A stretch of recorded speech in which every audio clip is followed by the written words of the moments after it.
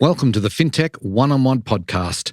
This is Peter Renton, chairman and co-founder of Fintech Nexus. I've been doing these shows since 2013, which makes this the longest-running one-on-one interview show in all of fintech. Thank you for joining me on this journey. If you like this podcast, you should check out our sister shows, Pitch It, the Fintech Startups podcast with Todd Anderson, and Fintech Coffee Break with Isabel Castro. Or you can listen to everything we produce by subscribing to the Fintech Nexus podcast channel.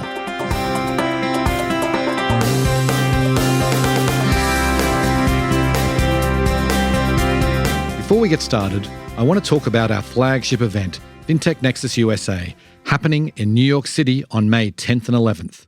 The world of finance continues to change at a rapid pace, but we will be separating the wheat from the chaff, covering only the most important topics for you over 2 action-packed days. More than 10,000 one-on-one meetings will take place, and the biggest names in fintech will be on our keynote stage. You know you need to be there, so go ahead and register at fintechnexus.com and use the discount code PODCAST for 15% off.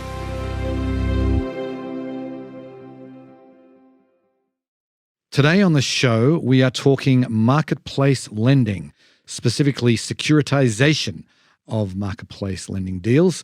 I'm delighted to welcome Gunes Kulaligil. He is the structured finance co-lead at Stout. They are an investment bank and advisory firm. I wanted to get Gunes on the show. He's written a couple of articles for us at Fintech Nexus News, and which I will link to in the show notes. He has got a really good perspective, really follows the deals very closely in the marketplace lending space. He's been doing this quite a long time. And so we wanted to get him on the show to talk about the state of the industry today, the state of securitizations, how and why 2022 was a record year. We talk about the impact of increased interest rates. We talk about demand and supply. We give an explainer about how a securitization deal is structured. We talk about prepayments and much more. It was a fascinating discussion. Hope you enjoy the show. Welcome to the podcast, Gunes. Thank you for having me, Peter. All right, let's kick it off by giving the listeners a little bit of background about yourself. Tell us some of the highlights of your career to date. I've been in the structured finance business for about 20 years or so. The definition of structured finance and what it is that we do changed over those 2 decades. But I've generally been involved in lending, securitization, investing and trading securitized products and specialty finance assets. I've actually started my career back at Fannie Mae in early 2000s, as you know, the mortgage giant in the U.S. So learned the ins and outs of the mortgage business and the structured finance business in general. I then moved to Bear Stearns Asset Management, and in 2005, I was there until 2008, 2009, up until the crisis. I've also had similar roles at Fortress, all on the buy side, investing and risk analyzing, and various other roles within structured finance. After that, after Fortress, I actually moved to the sell side. I led the structured finance group at Houlihan Lokey for about 6 or 7 years. After that, I launched my own valuation advisory firm called Methodical in 2018. And Methodical was acquired by Stout in 2022. So we are now part of Stout, me and my partners, and we're growing the specialty structured finance business in the bank. Okay, so then what is your core focus? Tell us what you are focused on at Stout today. I call it, it's the structured finance business, but if you think about it, it's a bit of a misnomer, because when you say structured finance, people will mostly think about securitization, securitized products, mortgage-backed securities, and asset-backed securities. We, of course, cover those products, but I think by definition, structured finance is overlapping with specialty finance, fintech lending type assets quite often. So we cover those as well. And what I do is actually quite simple, 2 service offerings. The first service offering is valuation work. So every asset that we're going to discuss today, almost all, I should say, not every, is considered a level 3 asset from an accounting perspective, which means these are illiquid, esoteric, and hard to value assets. There are no trades you can refer to. So as you know, these are higher yielding assets for the most part. So when a hedge fund invests in it, a third party needs to do the valuation of these assets on a monthly or quarterly basis. As investors go in and out of these funds, somebody needs to strike the NAV. So that's part of what we do. We do this for securitized products, mortgage-backed securities, asset-backed securities. We also do whole loan investors. Not every investor will be investing in bonds or securitized products. There's a bunch of funds who invest in individual loan portfolios. There are also investments in servicing rights. There's many different ways to invest in this asset class, and we do valuation work for all kinds of investors, including hedge funds, obviously. But that also includes, some banks, some insurance companies, and some trusts, and what have you. So that's half of our business. The other half of our business, as you know, in general, specialty finance and structured finance is a pretty illiquid and I would say a pretty fragmented space from a participant's perspective. Given the fragmentation in the industry, we're actually doing some loan transaction advisory work. What that means is if we take one step back and look into the financing toolbook of a specialty lender, there's securitization, there's warehouse lines, there's forward flow facilities from alternative investors, right? But it is a very fragmented space, and there's a lot of room for brokering some of these trades and connecting specialty finance lenders with pockets of financing available for them so they can go ahead and originate more product. So that is the second line of business we have. That is a loan transaction advisory business. We cover secured, unsecured, and business loans. On the unsecured consumer front, obviously marketplace lending, which is what we're going to focus on today, but we also cover subprime auto, POS lending, solar, buy now, pay later, those types of specialty finance assets, as well as residential and commercial, which we're not going to get into today. But these are really all the higher yielding, higher risk assets that hedge funds mostly invest in. So we do the valuation work for them. And we also help the platforms when they're looking for financing to grow their origination, or when they're looking to sell loan portfolios, we assist them with connecting with buyers. Right. Gotcha. Okay. Yeah. So as you said, we are going to talk about marketplace lending. We're going to focus on that today. Maybe we could start off with just telling the listeners when you first started following marketplace lending, what got you interested in it? I was on vacation in Mexico, believe it or not. I was at Hula Head at the time, and I got a call from the office, and I think it was about a decade ago. I think 2013. This company called SoFi at the time was basically just a couple years old, and they were looking for some valuation work, and that was my initial introduction to marketplace lending was with SoFi portfolios. But if you think about it, that was 2013, 2014 when this sector really became, I don't want to say a mainstay, but became more in the spotlight. Prior to that, if you recall, a lot of the alternative investors were really trying to invest in distressed investments all the way from 2008, 2009 crisis. So from that perspective, this marketplace lending offering in early 2010s was a very refreshing offering, something new, something not distressed, and something interesting. So that's when I got into valuing and also transacting in this space. Right. And actually from memory, I think SoFi did their first securitization in 2013, if I remember rightly, as a private deal, I think, and it was a big news in the space. I think you're right.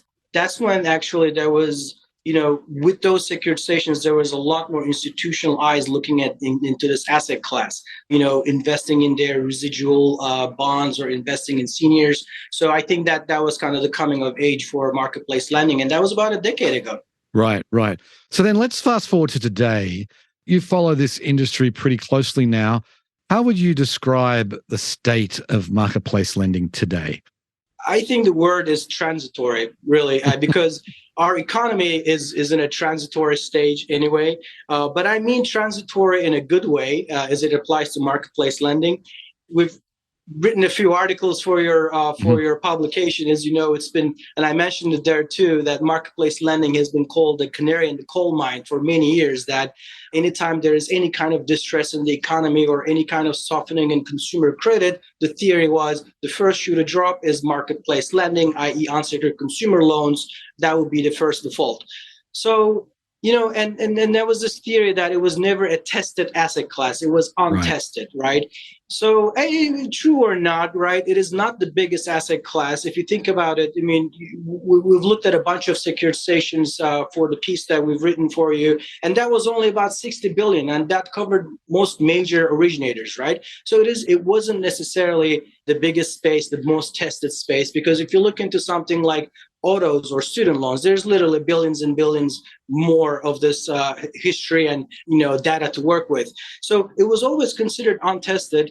But I think at this point, as we pointed out, I mean, the first deals, even Lending Club was 2010 or even earlier. At this point, it's been around for 13, 14 years, right?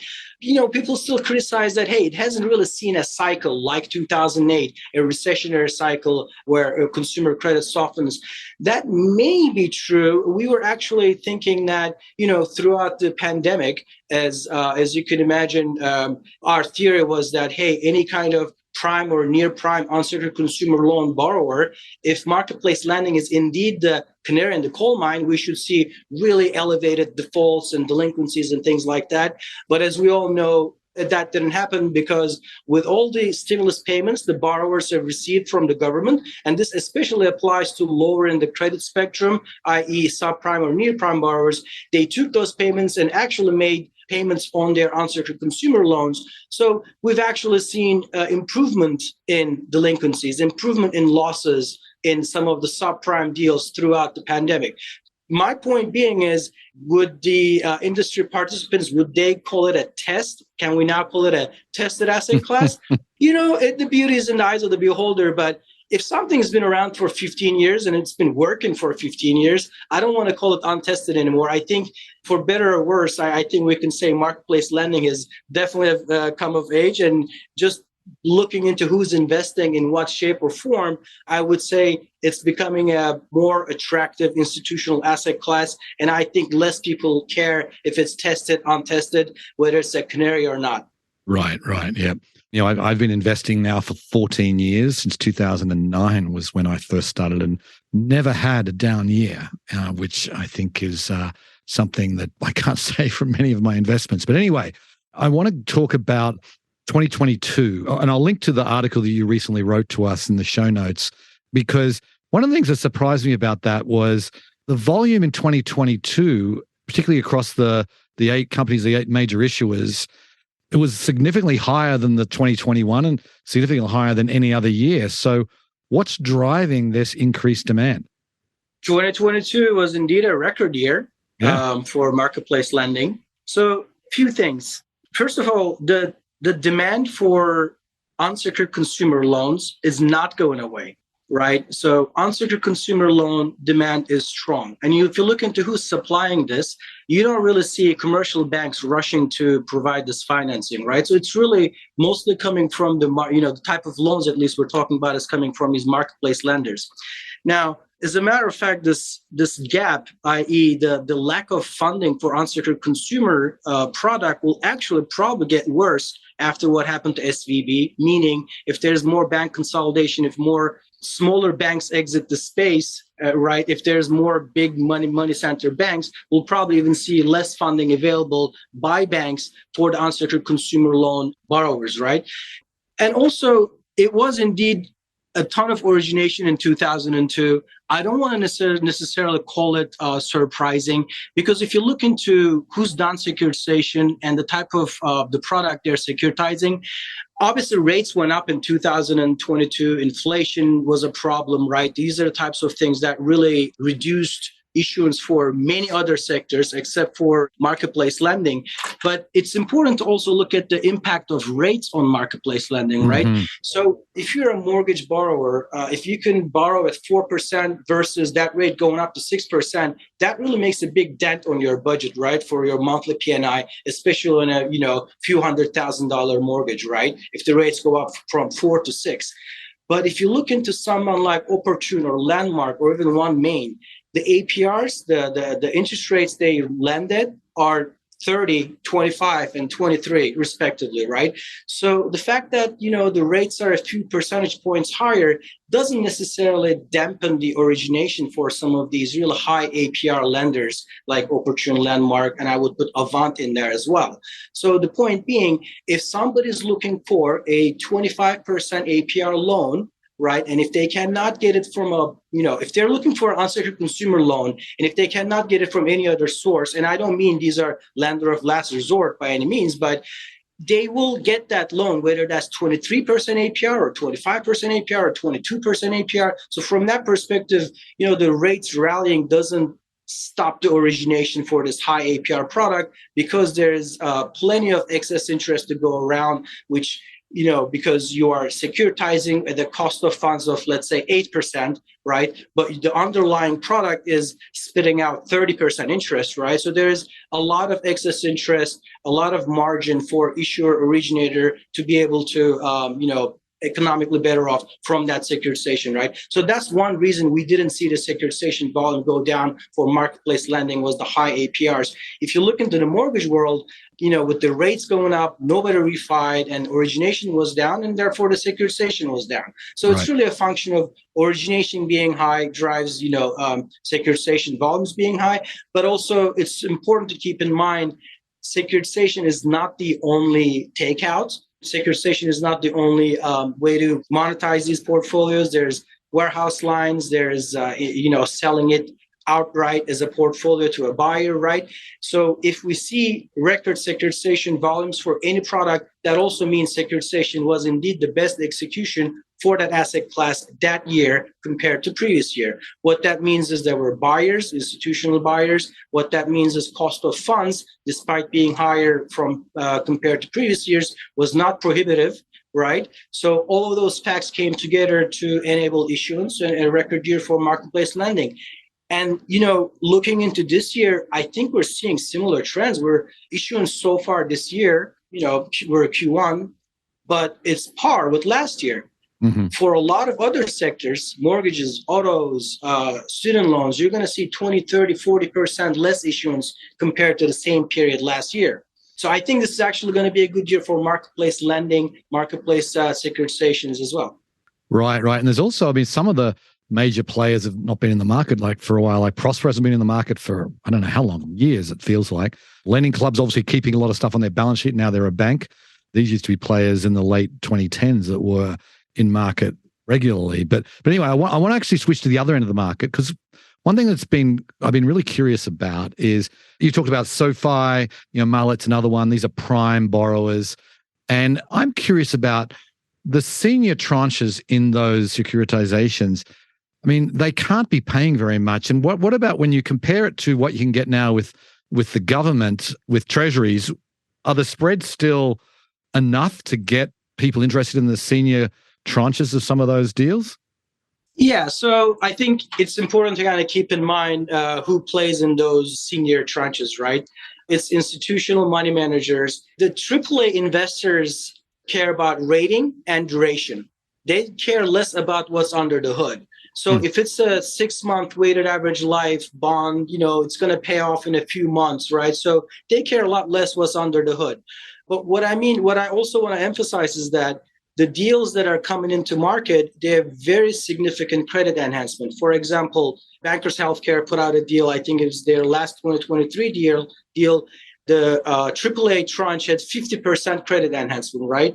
Can you explain what that means, the 50% credit enhancement? Basically, the securitization is you have a portfolio that is producing a cash flows, right? In this case, a marketplace lending portfolio where borrowers are paying principal and interest monthly. All securitization does is it takes those cash flows and structures those cash flows to create tranches, let's say A tranche, B tranche, and C tranche, right? Mm-hmm. $100 million book, you can say 50 million A, 30 million B, 20 million C, right? So that's your senior, mezz, and sub.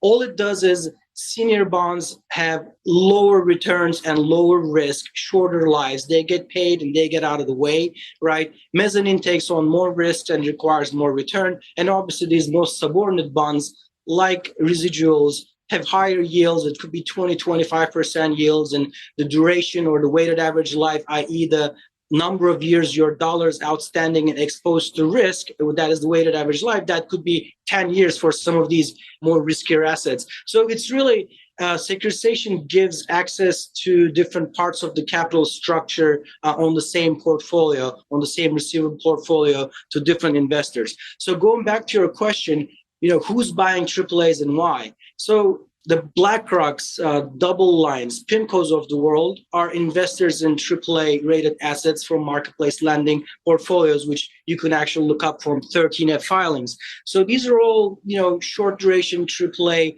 funds. Some of them are income funds. They're just looking for that short duration. But marketplace lending also offers residual trades and some subordinates where, especially for the hedge funds who really feel like they know the credit under the securitization and they have an edge in calculating expected losses and things like that. Those assets are available yielding at 20, north of 20% in some cases. So your original question, is this still a good investment instead of treasuries? Why not buy a 5-year treasury? There's still a spread. I mean, there's still 50, 150 basis points spread you can earn on a pretty short product. All right. I mean, some of the yields we're looking at are, closer to 5.5%, 6%, still not the type of yield you can get from treasuries. And these are very short assets. It pays off in 6 months and it's got, 30, 40% credit enhancement, meaning when the losses hit, you're not going to take the losses. The bonds that are subordinate to you take the losses first. So in the case of our, AAA rated bond with 50% credit enhancement, what that means is 50% of all the borrowers in the pool would have to default with 100% loss severity with not a single dollar recovered for your bond to take a loss. So not an impossible scenario, but a very unlikely scenario. Right? So that's what I meant by the credit enhancement available. Yeah, appreciate that. So it'd have to be the end of the world almost for that sort of thing to happen. I want to talk about the credit box. Like I've talked to a few lenders. I was just in San Francisco last month, sat down with many of the leaders in the marketplace lending space, and many of them talked about tightening credit boxes. Are you seeing that in the deals that are coming to market this year? Yes, we are seeing tighter underwriting criteria. To the extent issuers are relying on FICOs or other credit metrics, they're definitely being tightened. We are seeing the weighted average coupon in these deals, i.e. the APR being charged to the borrower, is also going higher. But that is not limited to a marketplace lending space. This is just flight to quality. Every investor in every corner of the market, I think, is doing that. Flight to quality means, in this context at least, maybe more near prime or prime deals. It could also mean, trying to move higher in the capital structure from an investor's perspective, maybe away from the mezz to more senior positions. But, this is also creating investment opportunities as well, right? As there's a flight to higher up in the capital structure. Right. So one of the lenders I was talking to last month said that, they hadn't been in market for a while and they're thinking about doing it in the latter half of this year. Do you expect demand to increase, in the second half of the year as more supply comes on board? I'll give you a bifurcated answer for that. I think for the senior part of the capital structure, the demand will be there, right? As we've talked about, those investors tend to be a bit more agnostic, i.e. they may as well be invested in CMBS or RMBS or ABS, AAAs. AAA is a AAA, right? Mm-hmm. So I think that demand will be there on top of the capital structure, right? But if you look into some of the subordinate investors or the borrowers who are retaining the residual is the equity tranche, the bottom tranche, i.e. the first loss piece. The first borrower defaults, it comes out of the residual, obviously not even subordinate or mezz, right? So it's really what those investors have in mind is really what's going to drive the issuance, right? Because if there's not enough demand from those investors for the subordinate, i.e. the risky tranches, then the securitization doesn't get done. So then it's just a function of getting compensated for that risk, especially for the subordinate investors, and giving them a bit more protection. Whether that means issuer retaining a bigger residual, which means there is less risk for the issued bonds, right? So it's a little bit of adjusting the deal until you find market clearing levels. But the one thing that's going for marketplace lending is APR is high enough that you can still do these deals. If you look into some of the latest marketplace lending deals, the senior stack coupons, or I should say the yields, were 6, 7, 8%, maybe goes up to 9 for some deals. Fine, that's the cost of funds. Let's call it 9%. Your APR is 25, so there's still 15% excess interest to account for any miscalculation and losses, or to compensate issuer, originator, what have you, for their effort in putting together the securitization. So as long as there's demand for the subordinate investors, I think deals are going to get done. Now, those subordinate investors, if we had this conversation before the SVB situation, I would say that demand will also be there. How did SVB change things? I think there's going to be some distressed portfolios hitting the market, right? And not from SVB or any failed bank, but SVB just highlighted the amount of distress that's real and that's out there, right? So when these types of things happen, usually your alternative investor will take a step back and say, hey, look, do I want to maybe wait for a distressed opportunity where I can buy something 60 cents on the dollar and make an immediate 80% return, whatever, right? Or do I want to play in some of the the newer securitizations, like the marketplace lending, where you may invest and get like 10%, 12% return, levered up to 50, like if you can get there even, right? So I guess the point is, there's the same buyers who invest in marketplace lending also invest in distressed deals, and I do think that they may actually be more willing to wait for some kind of distressed deals right now after the SVB law.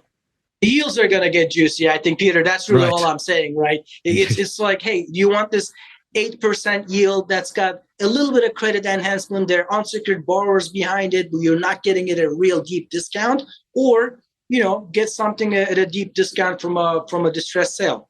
Yeah, understood.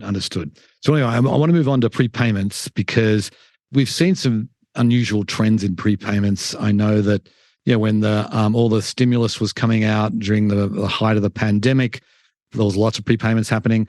Now that interest rates are going up, I imagine this has dropped off dramatically, right? Yes, prepayments are down.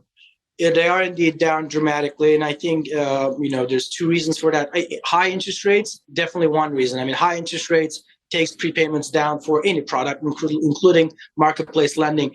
But the other thing is, and this is not always easy to track, but with the credit box getting tighter, your ability to refinance with another lender is decreased, and that's why you're also seeing prepayments go down as well. So not only the rates are higher, but the credit box is tighter, so you're not able to necessarily refi with another borrower. So that's what we're seeing now.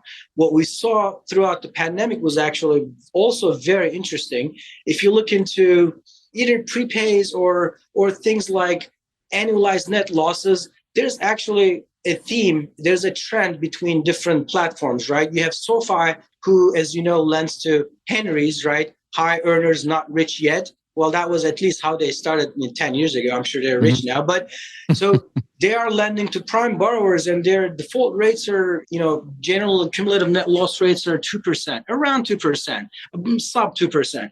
Throughout the pandemic and way before the pandemic, it's always been there. It's not like the SoFi losses improved in the pandemic because the borrowers got stimulus checks, right? Because these are not the borrowers that actually need or use those, have a need for stimulus checks. But if you look into the other end of the spectrum, you have Upstart, for example, with net losses were around maybe 10%, 10% before the pandemic. We've seen, to your point, prepayments or paying down loans. We've seen the default rates on those almost converge with SoFi. So your prime and subprime borrowers, from a credit perspective, were performing pretty similar in like late 2021. And that was just a function of the subprime borrowers getting stimulus checks from the government and being under lockdown, not able to travel, not able to do anything. They literally just paid down those loans, not just marketplace lending loans. Same applies to mortgages as well. So, but that was a short-lived trend because I would say like maybe late 2021 when the stimulus payments disappeared. And by the way, keep in mind, this is before Ukraine, before any kind of deep recession talks or anything like that. We've actually seen the annualized net loss rates on marketplace lending go up back then in late 2021. And I think this is, again, just a function of no more stimulus checks, back to real life. Right. And the other thing is throughout the pandemic, when all those subprime borrowers were making timely payments with the stimulus payments, that also led to FICO inflation. Not that marketplace lenders always rely on FICO. I mean, they all have their underwriting models that doesn't necessarily rely on FICO, but it's something to consider. I would say many subprime borrowers in the pandemic actually became near prime, right, just by paying down loans. But that's artificial, right? That, you're just one missed payment away from being subprime borrower, right? So I think that FICO inflation and what happened in the pandemic and what it meant for credit quality and credit performance really needs to be studied before, jumping into conclusions by looking at, data. Right. Yeah. Got it. Okay. So we're running out of time. I want to get to one more question. And when you're looking at all these deals and you sort of look out through the rest of this year into 2024, I'm curious about what you think of the unsecured consumer lending asset class. Obviously, there's a lot of talk about a recession. We don't know where interest rates are going to end up. But I'd love to kind of at least get your perspective as how you think about it. How will the marketplace lending industry perform over the rest of this year and into 2024? I expect a performance similar to last year, which was a good amount of issuance. Yes, some deterioration in credit performance, right? And we've seen that last year. I think we're going to see further deterioration of credit performance, especially for subprime. But, keep in mind that this is all priced in. This is all in the APR. This is all in the structure. And I think the sector used the last 10, 15 years to iron out all these issues so that it becomes a viable investment, right? So I do think we're going to see healthy issuance. The distress or credit deterioration to a certain extent will continue. Sponsorship will matter a lot. Repeat issuers, bigger names that have been around are going to do better. And I do think there's going to be some consolidation from some of the smaller and weaker peers, joining their larger peers. But the demand is there. As long as the demand from the consumers is there, the market will I think the sector will do fine. And I don't see anyone other than marketplace lenders rushing to, lend to these borrowers, right? And I don't want to call out any names, but it's not an easy space to operate. There's been some recent exits from the space, some highly publicized names. I mean, just, being big and bad doesn't make you successful in this space. You have to be nimble and kind of creative. And I think that's what the industry is doing. Exactly that. Right. Well, that's a good place to end it on, Gunesh. I appreciate your insights today. Thank you very much for coming on the show. Thank you very much. Pleasure. Well, I hope you enjoyed the show. Thank you so much for listening. Please go ahead and give the show a review on the podcast platform of your choice and go tell your friends and colleagues about it. Anyway, on that note, I will sign off. I very much appreciate you listening, and I'll catch you next time. Bye.